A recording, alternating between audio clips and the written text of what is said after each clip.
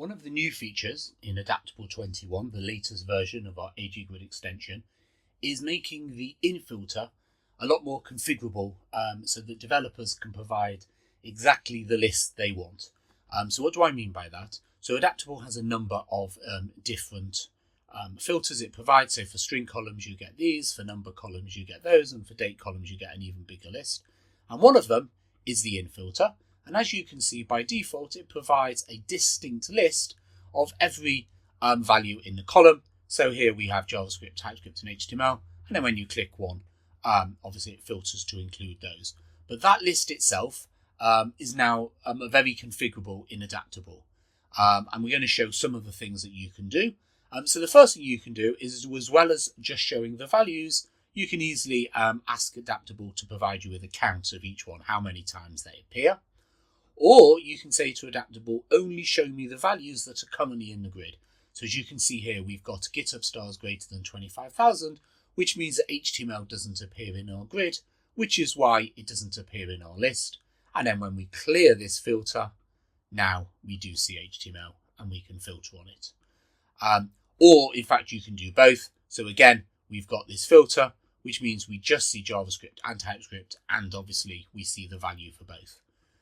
You can sort if you want. So in this example here, we've sorted this column alphabetically, which is why the list appears alphabetically. You can also do custom sorting, custom ordering. Essentially, you've got complete control over the order in which the items appear.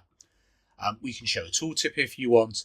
So here in this example here, we say that we're going to show each item with a tooltip to say value next to the item.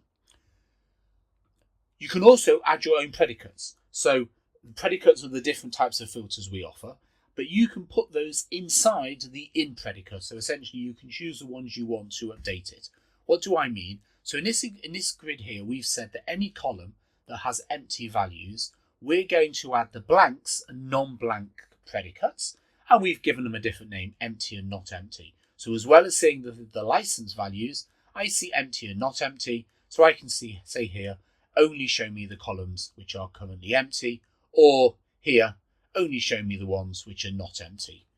So you can basically update the list of values with any of the system predicates Adaptable provides, or indeed, you can provide your own predicates. So in this example here, we've provided favorites and non-favorites for the name column, and one called popular for the GitHub stars column. And then I can use that. So I say I want to see my non-favorites, so that excludes React and Angular, whatever. And then in the GitHub stars column, I want to see popular, and then I can do that as well. So you can add your own items to the list easily if you wish. You can also suppress the search. This is particularly useful if you are providing the values yourselves from the server, because you can say to Adaptable, what has the user typed in?